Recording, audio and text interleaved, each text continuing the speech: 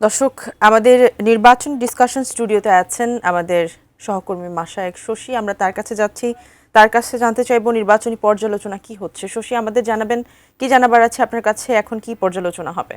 ধন্যবাদ মারিয়া শিমু। আমার সঙ্গে সিনিয়র সাংবাদিক মাহবুব কামাল আছে, তার সঙ্গে আলোচনা চলছে, নির্বাচন পরবর্তী পর্যালোচনা চলছে। মাহবুব কামাল, আপনার কাছে জানতে চাই, আপনি দেখছিলেন যে জামাতের পক্ষ থেকে প্রেস ব্রিফিং করে নির্বাচন পরবর্তী তাদের কি অবস্থা হবে সেটা নিয়ে তারা নিজেদের একটু পর্যালোচনা করছেন, হয়তোবা আনুষ্ঠানিকভাবে একটা প্রতিক্রিয়া জানাবেন।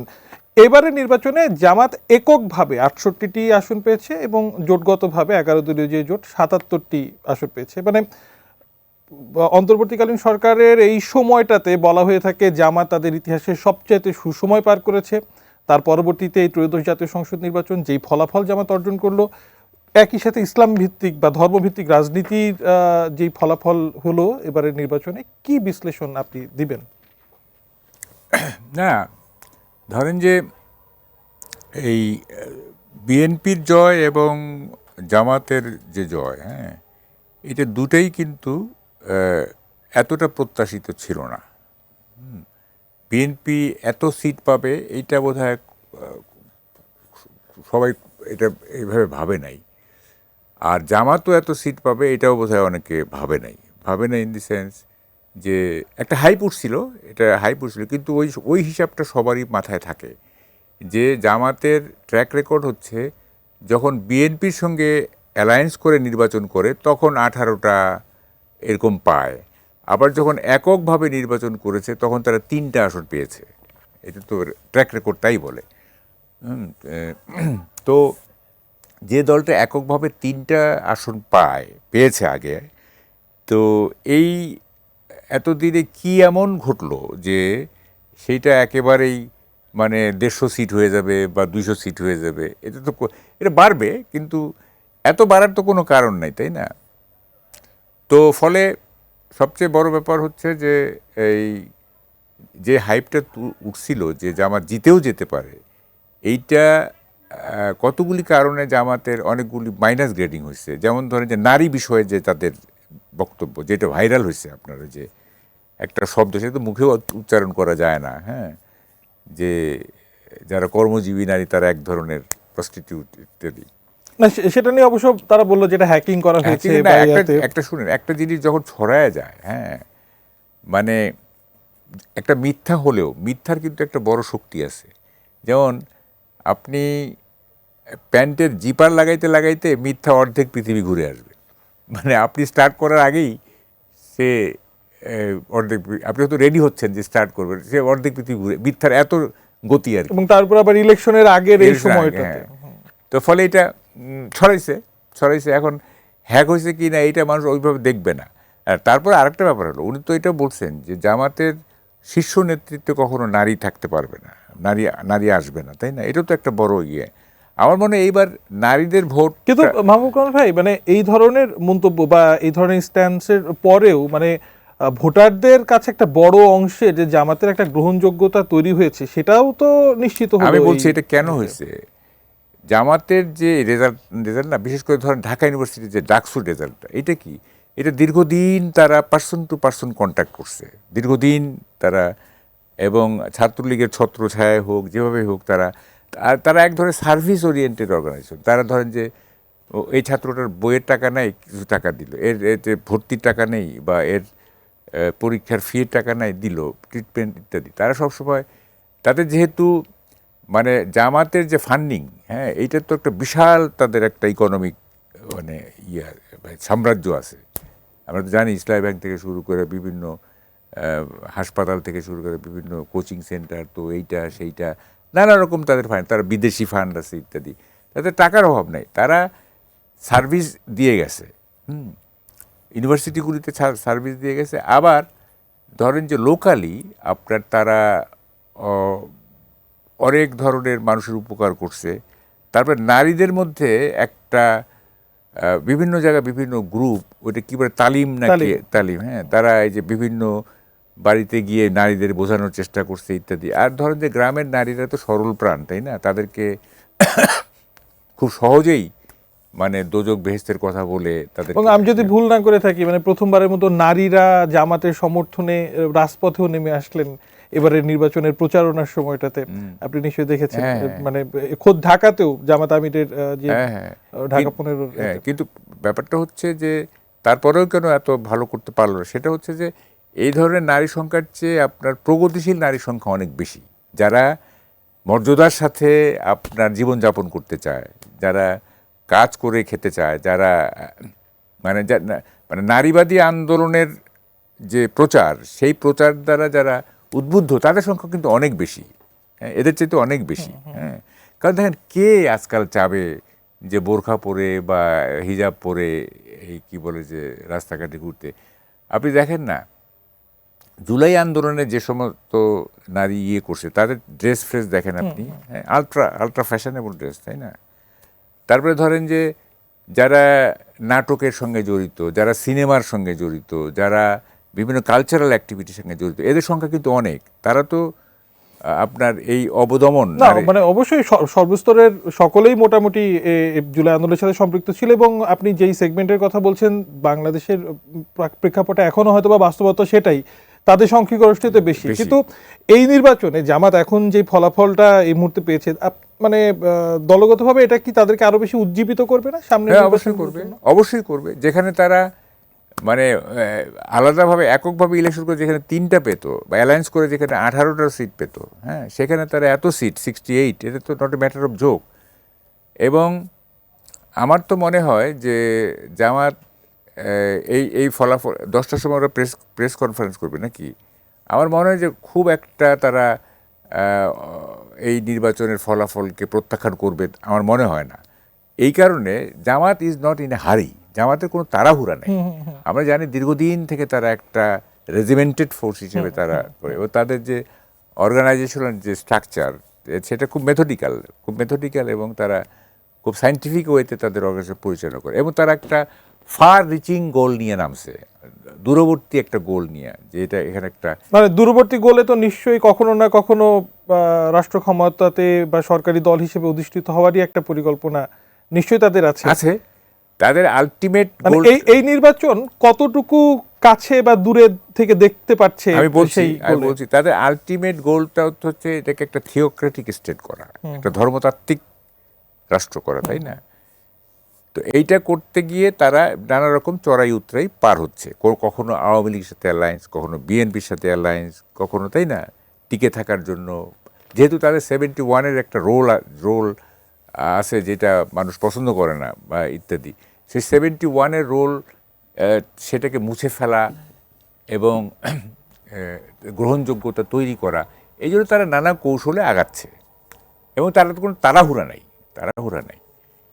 তো যেহেতু এই নির্বাচনের 68 তারা সিট পাইছে, তো দে আর এনকারেজড, দে আর ইন্সপায়ার্ড, যে ঠিক আছে, এরকম হইতে পারে যে আচ্ছা ঠিক আছে, বিএনপি সরকার চালাক, তো সরকার তো চালাইতে ব্যর্থ হবে, কারণ যে চ্যালেঞ্জের মধ্যে সরকার গঠিত হবে, এগুলি মানে এই প্রমিস রক্ষা করা খুবই কঠিন হবে।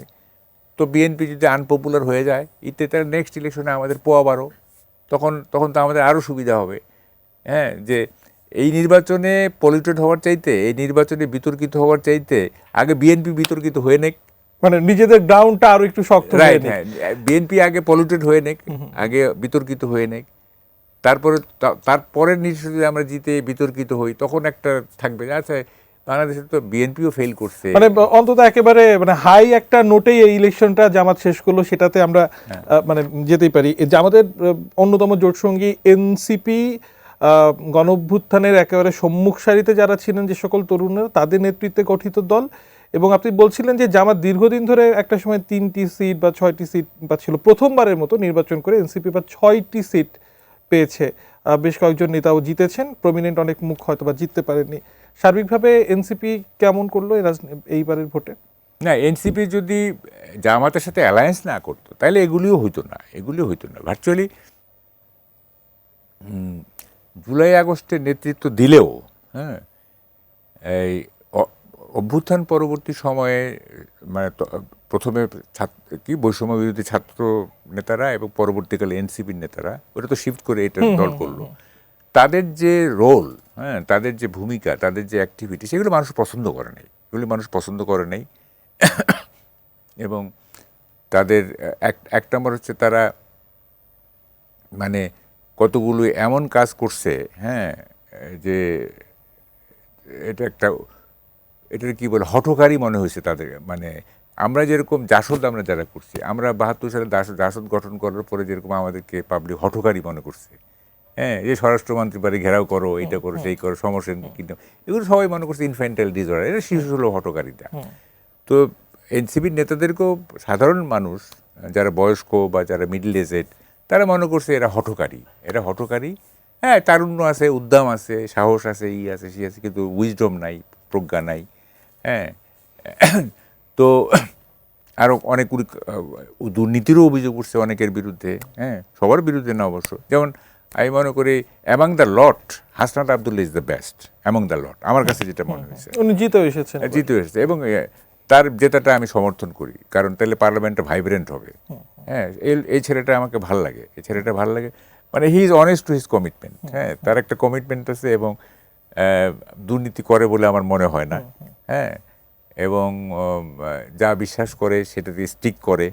হ্যাঁ, কোনো ডুয়াল প্লে নাই, এটা আমার কাছে ভালো। আপনার কি মনে হয় যে হাসনাত আবদুল্লাহর মতো যারা আছেন, বা নিশ্চিতভাবে এককভাবে তো তিনি না, আরো কয়েকজন নিশ্চয় থাকতে পারেন, মানে তাদের উপরে ভরসা করে ভবিষ্যতে এনসিপি এককভাবে চলে আসতে পারে নাকি জামাতের ছায়াতেই বেড়ে উঠতে হবে, এটাই বাস্তবতা এনসিপির জন্য? না, এনসিপির তো কোনো ভবিষ্যৎ নাই, এনসিপির কোনোই ভবিষ্যৎ নাই। এই জামাতের সঙ্গে এবার অ্যালায়েন্স না করলে তো যতটুকু হয়েছে সেইটুকু হইতো কিনা সন্দেহ। মানে বাংলাদেশে টিকে থাকতে হলে এনসিপিকে জামাতের সাথেই থাকতে হবে। আমি বলি বাংলাদেশে না, যে যত কথাই বলুক এগুলি বলে তো লাভ নাই। বাংলাদেশে তো অ্যাকচুয়ালি মার্কা তিনটা। হ্যাঁ, একটা ধানের শীষ, নৌকা, আর হচ্ছে আপনার দাড়িপাল্লা। হ্যাঁ, আগে একটা ছিল লাঙ্গল, সেটা তো ডিমিনিশিং। হ্যাঁ, এগুলি বলে লাভ নাই, এসব বলে মানুষ আসলে বেসিক্যালি বাংলাদেশের মানুষ হচ্ছে কি ট্রেডিশনাল। হ্যাঁ, মানুষ প্রথা ভাঙতে চায় না, এটা কিন্তু এটা বড় একটা ব্যাপার। দেখেন, যারা প্রথা বিরোধী তাদের পরিণতি কী হয়েছে দেখেন। হুমায়ুন আজাদ দেখেন, হি ওয়াজ স্ট্যাপ টু ডেথ। হ্যাঁ, প্রথা বিরোধী ছিল। মানুষ প্রথা ভাঙতে চায় না, সহজে চায় না।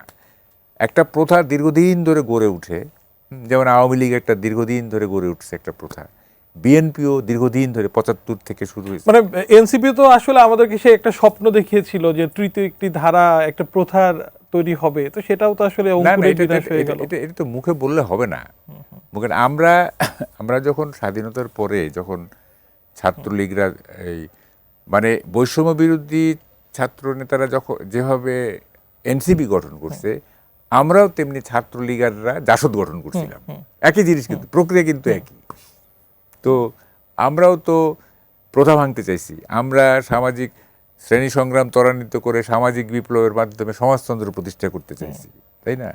আমরা কি বলে ভাবছি যে কি বিপ্লব স্পন্দিত বুকে মনে হয় আমিই লেনিন।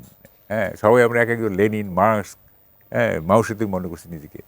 এবং এটা ভাবি নাই যে 1000 বছরের একটা প্রাচীন সমাজ, 100 বছরের একটা প্রাচীন বটগাছ, এইটা যে সহজে উপড়ে ফেলা যায় না। হ্যাঁ, এটা একটা বিশাল বল প্রয়োগের ব্যাপার। হ্যাঁ, এটা আমরা ভাবি নাই। এবং মানে জাসদে সে প্রেসিডেন্ট থাকার পরেও এনসিপি আসলে সেই শিক্ষাটা কিভাবে নিবে, তার তো এই ইতিহাস জানেই না। শুনেন, man cannot rise above his age. মানুষ তার বয়সের ঊর্ধ্বে উঠতে পারে না, খুব কম সংখ্যক পারে। আপনার যে বয়স, এইটার ঊর্ধ্বে আপনি উঠতে পারবেন না। আপনার বয়সের কিছু ক্যারেক্টারিস্টিক্স আছে, আপনার বয়সের কিছু সাইকোলজি আছে, আপনার বয়সের কিছু নেচার আছে। এটার ঊর্ধ্বে ওঠা খুব কঠিন কাজ। পারে অনেকে, তারা ক্ষণজন্মা, তারা পারে। তা এখন এই বয়সে, এই যে ধরেন যে 22 থেকে 30, 32, 34, এই যে একটা বয়স না, এই এজ গ্রুপটার একটা নির্দিষ্ট একটা আছে, মানে ক্যারেক্টারিস্টিক্স আছে। সে অনুযায়ী তারা অ্যাক্ট করবে। সে রোমান্টিক হবে, সে কল্পনা বিলাসী হবে, বাস্তবের সঙ্গে তার মিল থাকবে না। তার একটা মনে হবে যে সারা পৃথিবী আমি জয় করতে পারি। হ্যাঁ, এবং সে মনে করে আমি অনেক কিছুই বুঝি। আসলে সে কিছুই মানে সে উচ্চাকাঙ্ক্ষা আর উচ্চাভিলাষের মধ্যকার আসলে ডিফারেন্সিয়েটটা শেষ পর্যন্ত হলো না। হ্যাঁ, সেটাই মনে হয় অকাল পরিণতি। হ্যাঁ, যেমন ধরেন যে আমার পার্সোনাল কথা বলি, আমি এটা একটু সময় নেবে। সেটা হচ্ছে আমি যখন ইন্টারমিডিয়েট পড়ি, তখন আমার কাছে মনে হয়েছে না যে আমি আমি বোধহয় সবই বুঝি, মানে আমি সবই বুঝি, আমার চেয়ে জ্ঞানী কে আছে, আমি যদি লেখাপড়া বেশি করতাম। তো 73-তে আমি কলকাতায় গেছি, কলকাতায় গিয়ে আমি সায়েন্স, কলকাতা ইউনিভার্সিটির সায়েন্স ফ্যাকাল্টি লাইব্রেরিতে ঢুকছি। আচ্ছা, এটা পরের টার্ন মানে আমার মনে হয় আমরা এই আলোচনাটা তো চলবে, আমরা আবারও স্টুডিওতে হ্যাঁ, যাই, অসুবিধা আমরা আবারও ফিরবো। দর্শক, সিনিয়র সাংবাদিক মাহবুব কামাল তো আমাদের সঙ্গে আছেনই, আমি আপনাদেরকে আবারও আমার সহকর্মী নিউজ স্টুডিওতে রয়েছেন মারিয়া শিমু, তার কাছে নিয়ে যাচ্ছে। শিমু, আপনার কাছে।